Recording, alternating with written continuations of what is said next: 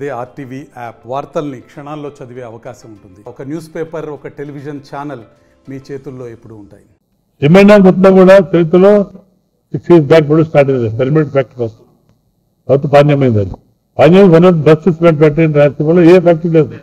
As first cement industry దానివల్ల కొన్ని కుటుంబాలు బతికారు పాపం. ఈ మధ్య చనిపోయింది. స్పిరిట్ సంపాదించుకున్నాడు, మొత్తం ఇస్తాడు. ఏం చేశాడు? కొన్ని వందల కోట్లు పెట్టి మౌంటైన్ని తీసేసి 600 మంది వాళ్ళు పెట్టుకోడు లేకపోతే ఇప్పుడుకున్నారు. ఇప్పుడు ఏమైంది? అంతకైతే నాకు లకేష అన్యాయం ఎవరు? మేమా వాళ్ళ అంటే దాని ఇప్పుడు మాటలు ధనివనాయి. అవన్నీ మాట్లాడేసేమా అభివృద్ధి మాట్లాడుతున్నాం. వాళ్ళు చేసేప్పుడు చెప్పాలి ధనివనాయి, ఎత్తు ధనిగా ఉంది, అవసరం అవుతుంది. మనకు అసలు వెన్నుపోటు మాట్లాడుతున్నాం. వెన్నుపోటు పెట్టి నువ్వా మేమా? ఇప్పుడు మహాకృష్ణ తమిళ చెప్తాడు, చిరాపల్లి పడగొట్టాడు, అది ఒక చెప్తాడు, చదువుతాడు అన్నప్పుడు కొత్త అంతా ఒక చిరాపడతాడు. అది ఇష్టం నిలబడే ఫస్ట్ అంతా భూమి చేసినాను ప్రజలకు.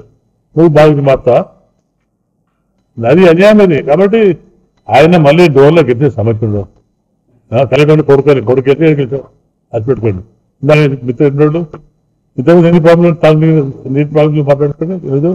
నేను రాజ్యాల్లో నేను కోటపడి లేకుండా దాన్ని దగ్గర చెప్పించాను. మన పైపులు వస్తాయి కదా జీడిపెట్టి 2 లీకులు నేను దగ్గర చెప్పించాను. నేను పర్సనల్ నేను చెక్ చేసిన లైన్ మొత్తం చెక్ చేస్తే 3-4 లీకులు చెప్పించాను. ఎందుకంటే నా ప్రజలకు బాగుండలేదు. నీటి బ్రహ్మాండకు వస్తుందా అదే రెఫ్ వేసుకుంటూ పోతాను. చెరువు కూడా దేవకుండా పడగొట్టి తిన్నాను చెప్తూ వస్తాను. సరే ఎందుకంటే పబ్లిక్ గమనించదా విషయం వస్తే సాధించాను. రవి చేశాను చేసేందుకు ఇబ్బందులు కూడా వస్తాను కదా.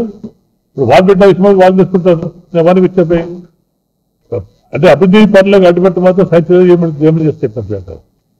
నా విజన్ నాకు కాబట్టి ప్రాంతాలు బాగుంటారు. నా ప్రజలు నన్ను నమ్మి గెలిపించాను కాబట్టి వాళ్ళకి ఎటువంటి అన్యాయం క్లియర్ చెప్తున్నాను. దాంట్లో అభివృద్ధి విషయంలో నేను ఏ పార్టీ కులమతం క్లియర్ చేయాలి. అభివృద్ధి ఇప్పుడు నేను సహించాను. ఆకాశానికి కుదిరే మొత్తం బతకాలి.